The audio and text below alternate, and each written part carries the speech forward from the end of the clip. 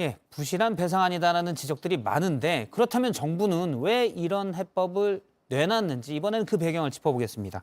최수연 기자, 이번 해법에는 윤석열 대통령의 의지가 강하게 반영됐다 이런 분석이 있던데요.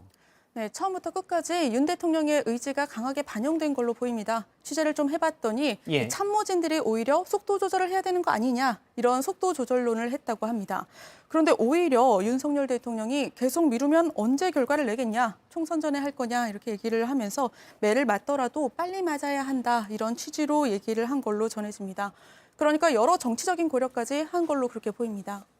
이게 그러면 예전에 들었던 뭐 빠르게 가 이런 식으로 통 크게 해결을 했다. 이렇게 해석해도 되는 건가요? 일단 더 우선적인 것을 위해서 담대하게 결단을 내렸다라는 게 대통령실의 설명입니다. 알겠습니다. 사실 지난 3.1절 기념사도 그렇고 이런 식의 해법이 예견됐다라는 분석도 있습니다. 네, 사실 그 윤석열 대통령이 취임 직후부터 상당히 일본 유화적인 메시지를 내놨죠. 당장 일주일 전에 3.1절 기념사를 보면요.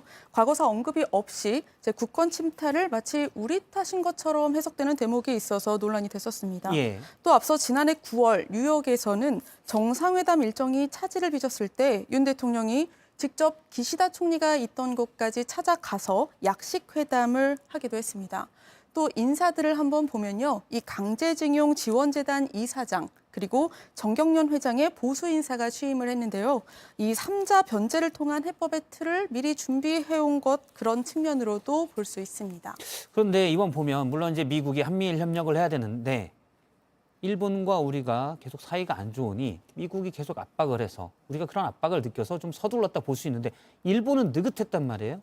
우리만 서두르고 사실은 느긋해야 협상에서 유리한 고지를 갔는데 우리만 좀 서두르지 않았나 이런 느낌도 있습니다.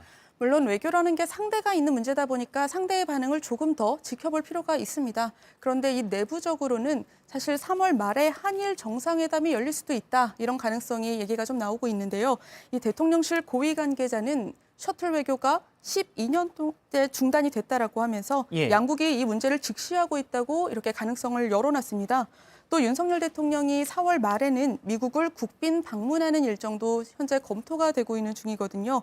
그러니까 이런 연쇄 정상회담을 앞두고 한미일 삼각 공조를 강화한다는 숙제를 서둘러 끝내려고 한 것 아니냐. 그러다 보니까 해법이 다소 너무 성급하게 나온 것 아니냐. 이런 지적들도 나오고 있습니다. 잠시만요. 그러니까 3월 말에 한일 정상회담을 열려고 하고 4월에는 한미 정상회담을 열기로 돼 있으니 그 전에 매듭을 지어야 되니 우리만 시간을 쫓겼다. 약간 이런 분석인 건가요? 일단 타이밍적으로 그런 외교 일정들이 있다 보니까 서둘러서 안보 협력을 강화라는 이런 성과를 내려고 한 것 아니냐라는 그런 분석이 나오는 겁니다. 그리고 예. 한일 정상회담 같은 경우에는 일단 대통령실의 공식 입장은 아직까지 논의된 것은 아니다라고 상당히 조심스럽게 추진 나오고 중이라는 있습니다. 거죠? 알겠습니다. 2015년 박근혜 정부 때 있었던 위안부 피해자 배상 합의 이 부분과 비교하면 어떻습니까? 그때 당시 합의와 비교하면?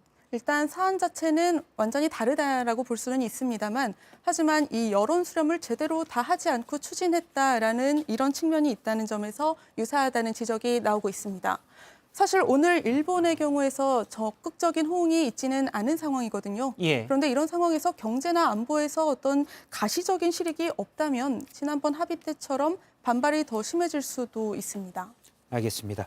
정치부의 최수연 기자 그리고 국제외교본부의 이지은 기자와 얘기를 나눴습니다. 수고했습니다.